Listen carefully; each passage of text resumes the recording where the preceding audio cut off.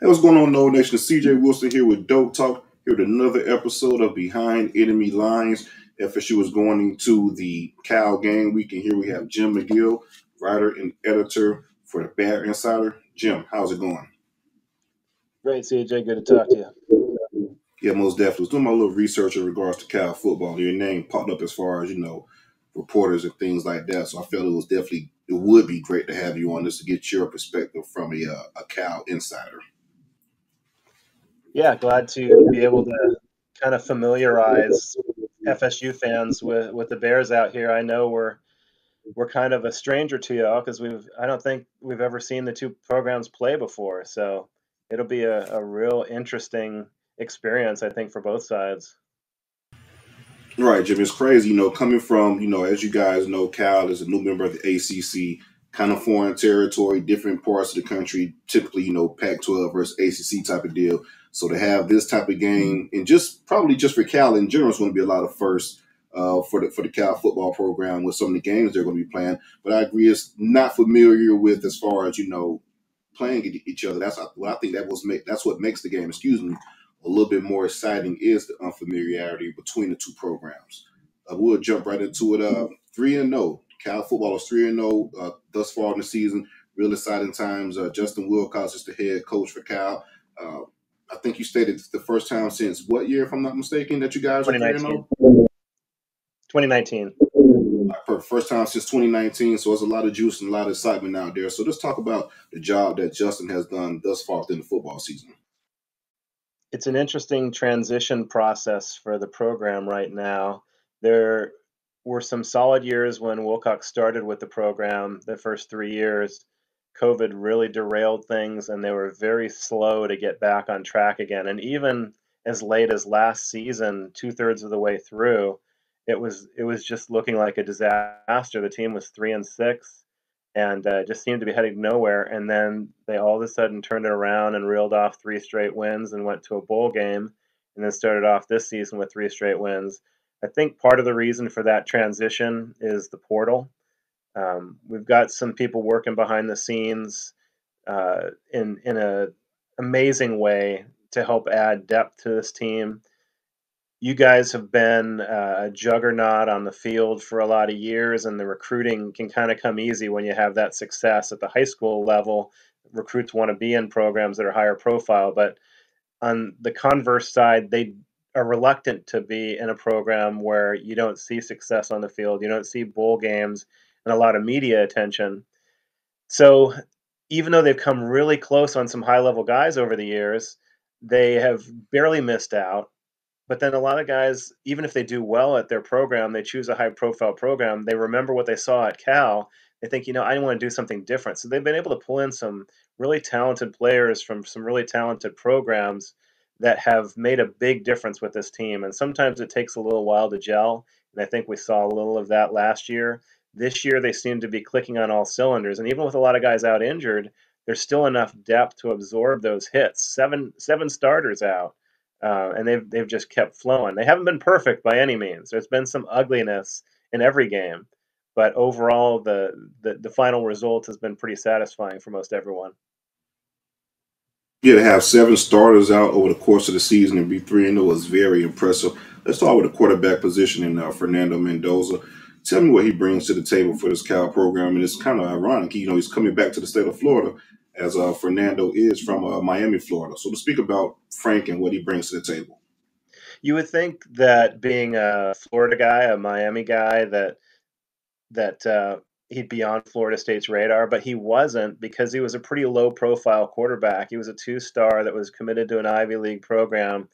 Cal came in late and said, I think he'd be a good addition for depth. And then he ended up getting thrust into the starting role last year mid-season when there were injuries and performance issues with the number one and number two.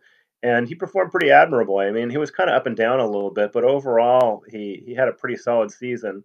The big weakness, I think, was ball security. He had too many interceptions. He fumbled it too often. He gained about 20 pounds this year and came in really ready to be able to take care of the ball and to play within himself. And he's had a real good start to this season.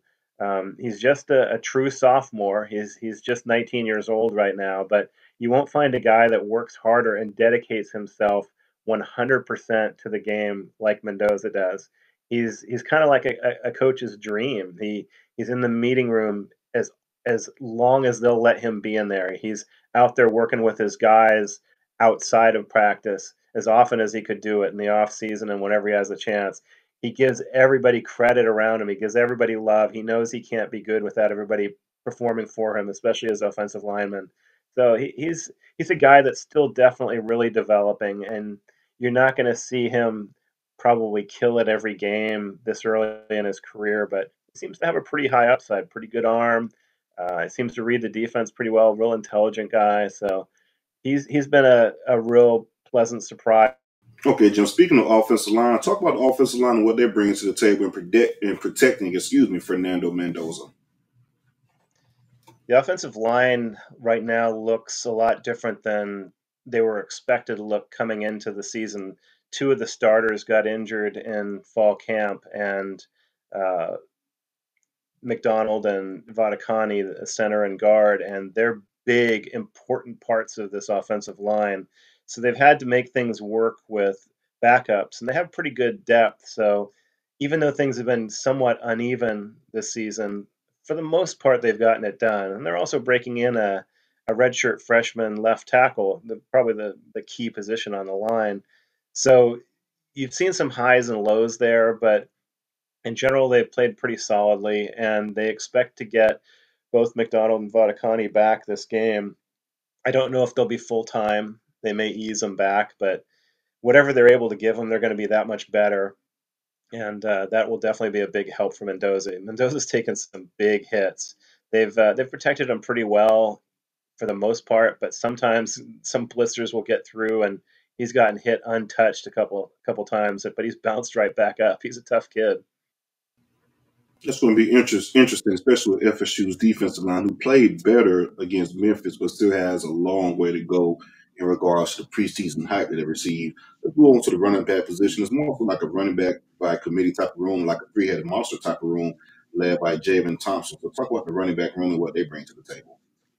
They're a real deep room. Jade Knott was supposed to be the guy that saw the majority of the carries heading into this year. He was one of the top returning running backs in the nation, but he got injured after scoring 2 touchdowns late in the first game, and he tried to go against Auburn. He got 10 carries, but he really didn't have lateral movement. He wasn't himself. Um, they held him out this last game. He probably could have played, but Javian Thomas came in and was money. He ran for 167 yards, and he's a real fast and strong and compact back.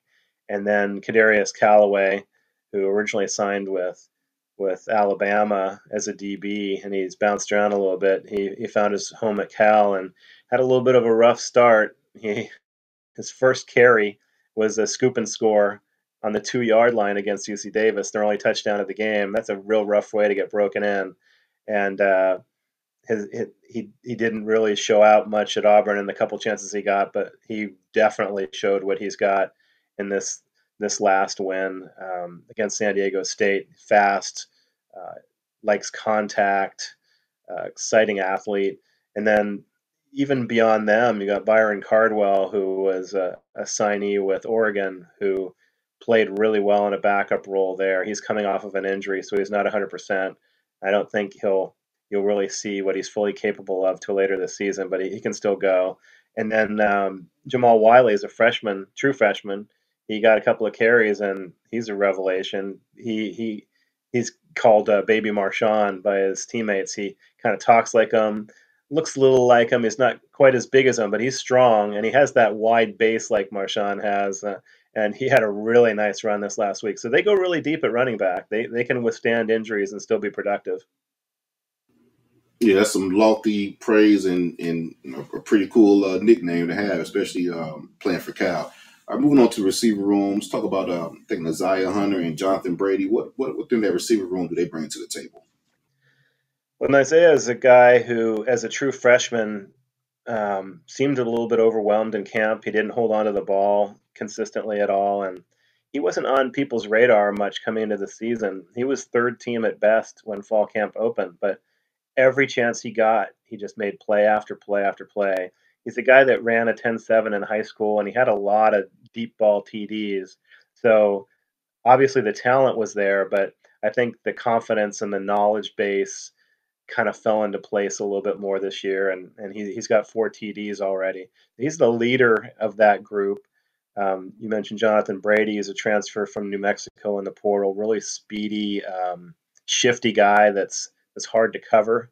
Mikey Matthews is another portal transfer receiver that's very similar to him, same build, same catching and running style, very shifty too. Tron Grizel was their leading returning receiver, and he's a guy who's capable of producing at any time, deep or across the middle. And Maven Anderson's a guy that's had to fight through some tough injuries in the last couple of years. He's another 10.7, 10.8, 100-meter guy that can stretch the field, and he can also go across the middle too and play in the slot or the outside. And the receiving game, it would be quite a bit better, but their top 2 receivers have been out all 3 games, and they're out this game too. Tobias Merriweather transferred from Notre Dame, and he was killing it in camp. And Keon Gray is just an electric athlete. He transferred from Ohio State, but both of them have injuries that are keeping them out right now. They're supposed to come back during the season, but the Seminoles are going to miss both of them.